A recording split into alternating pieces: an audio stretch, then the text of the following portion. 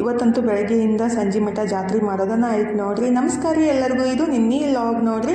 ಬೆಳಗ್ಗೆ ಎದ್ದು ಫಸ್ಟಿಗೆಲ್ಲ ಕೆಲಸ ಮುಗಿಸ್ಬಿಟ್ಟು ಒಂದು ಗ್ಲಾಸ್ ಬಿಸಿನೀರು ಕುಡಿದ್ಬಿಟ್ಟು ದಿನ ಸ್ಟಾರ್ಟ್ ಮಾಡಿದ್ದು ನೋಡ್ರಿ.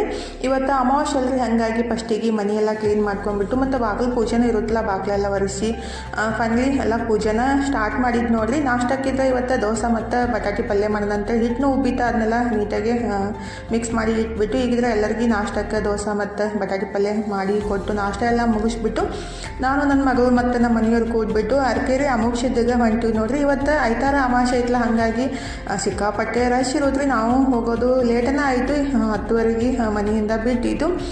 ಫೈನಲಿ ಇಲ್ಲಿ ಬಂದುಬಿಟ್ಟು ಫಸ್ಟಿಗೆ ಕಾಯಿ ತೊಗೊಂಡ್ಬಿಟ್ಟು ಈಗ ಅರಕೆರೆ ಅಮೋಕ್ಷದಾಗ ದರ್ಶನ ಮಾಡಿಕೊಂಡು ಬರೋನ್ ಬರ್ರಿ. ಇವತ್ತಂತೂ ಹೇಳಕ್ಕೆ ಮೇಲಿಲ್ಲ ರೀ, ಅಷ್ಟು ರಶ್ ಇರುತ್ತೆ. ಹಂಗಾಗಿ ನಾವು ಈಗ ದರ್ಶನ ಮಾಡೋಕ್ಕೆ ಬಂದ್ವಿ ನೋಡ್ರಿ. ನಮ್ಮ ಸಂಗಟ ನೀವು ಅಮೋಕ್ಷದಿಂದ ದರ್ಶನ ಮಾಡ್ಕೊಂಬಿಡ್ರಿ. ಎಲ್ಲರಿಗೂ ಭಗವಂತ ಒಳ್ಳೇದು ಮಾಡಲಿ, ಎಲ್ಲರಿಗೂ ಸುಖ ಶಾಂತಿ ಸಮೃದ್ಧಿನ ಕೊಡಲಿ.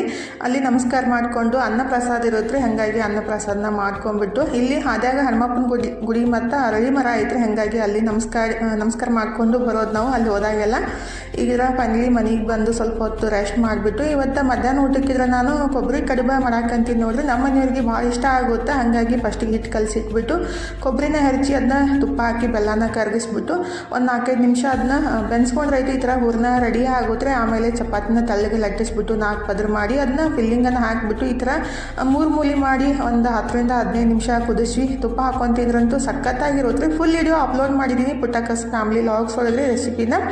ಈಗಿದ್ರೆ ನಾವು ಲಿಂಗದ ಗುಡಿಗೆ ಬಂದು ನಮಸ್ಕಾರ ಮಾಡಿಕೊಂಡು ಗುಡಿ ಹಕ್ಕೋರ್ ಮನೆಗೆ ಹೋಗಿ ಚಾ ಕುಡಿದು ಕ್ಷಣಿಗೆ ಸಿದ್ದೇಶ್ವರ ಜಾತ್ರೆಗೆ ಬಂದ್ವಿ ನೋಡ್ರಿ.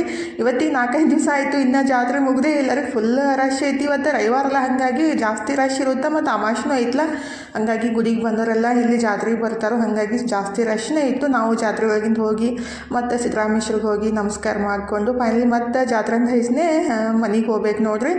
ಒಂದು ಅರ್ಧ ತಾಸು ಮ್ಯಾಲೆ ಬೇಕಾಗುತ್ತೆ ನಾವು ಬರೀ ಗುಡಿಗೆ ಹೋಗಿ ಮುಟ್ಟಬೇಕಾದ್ರೆ. ಫುಲ್ ವಿಡಿಯೋ ಅಪ್ಲೋಡ್ ಮಾಡಿದ್ದೀನಿ, ಪ್ಲೀಸ್ ಚೆಕ್ ಮಾಡಿರಿ.